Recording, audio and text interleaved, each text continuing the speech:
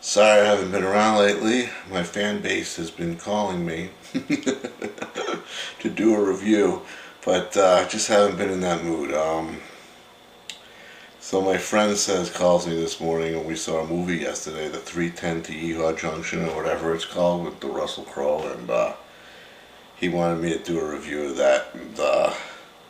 So I'm gonna do a review of that, and I don't understand because I went on YouTube and I saw some reviews, and I went on the moviephone.com, and so many people reviewed this movie highly. I mean, incredibly highly. Like Roger Ebert gave it a perfect score, 100 points, and only two people gave it like 50. Everyone else was 80 or 90, and I'm going to talk about this movie on the way I felt during this movie, not about who was in the movie and that it was a remake. I don't care that it was a remake. It makes no difference to me. It was a Western movie. I was excited to see a good Western movie.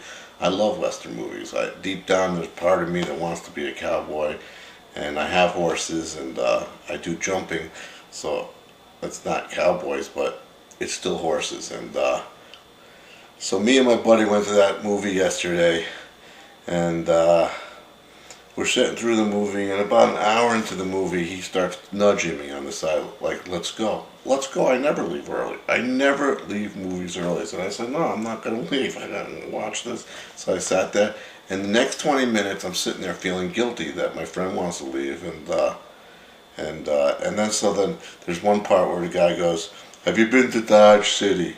Have you been to San Francisco? Why didn't he just say, have you been to Vegas? Some great action.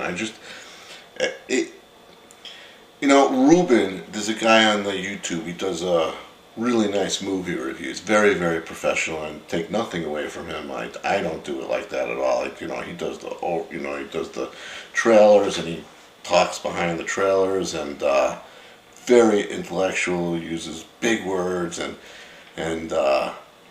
brings up the history of the movie, that it's a remake, who was in the remake, and what movies Russell Crowe has been in, and what movies is this other guy, the other lead, been in, and who he was okay actually. But my feeling is, it's a Western. I want to go there. I want to have some fun. This movie was totally unbelievable. I mean, I just give you one for instance.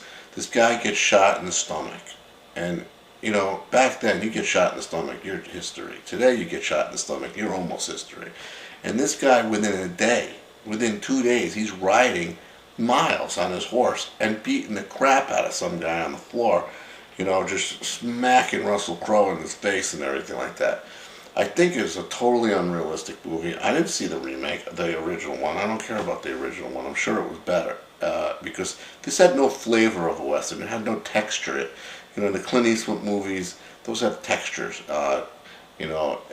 Even recent good Westerns, John Wayne movies had texture. Even Bonanza, Serial, had a little more flavor than this. I don't know. So I got up and left. I didn't see the end of the movie. Now, unless the end of the movie was incredible, I can only give it a 2 stars. And if it was 2 stars, meaning that it wasn't a waste of time, out of 4. But if there were no horses in it, I would give it a 1.5 star. As a matter of fact, I'll show you a picture of one of my horses. He's dead now.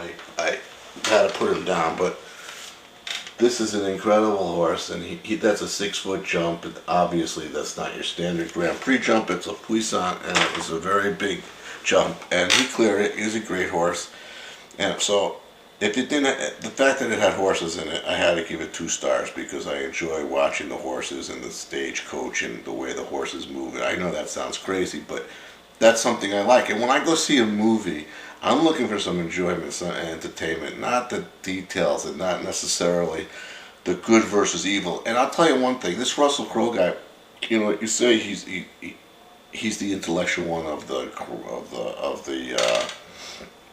gang, and he likes talking to the guy that's basically holding him prisoner, because he's intellectual, and they try and make you feel good for him, and that he's not such a bad guy, even though he's killed 150 people and stolen hundreds of thousands of dollars. And I want to know about that. You steal hundreds of thousands of dollars back then in 1850, 1830, whatever. What are you going to buy? Are you going to buy a home with a beautiful pool and view?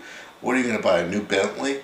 I don't know. I think one bank robbery, you get 10,000, 15,000. I think you're good for a hell of a long time. Anyway, this is a movie I want to see.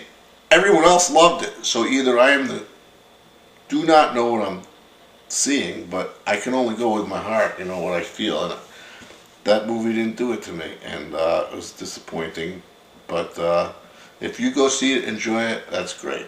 I didn't, and I'm bucking the trend here. So if you think I'm barking up the wrong tree or being silly about it, let me know. And if you think I have a point, any kind of point, I don't know what kind of point, some kind of point, that maybe I'm correct in the way I'm reviewing this movie, feel free to comment on that as well. Anyway, I'll talk to you later. This is Al with Bipolar Movie Reviews.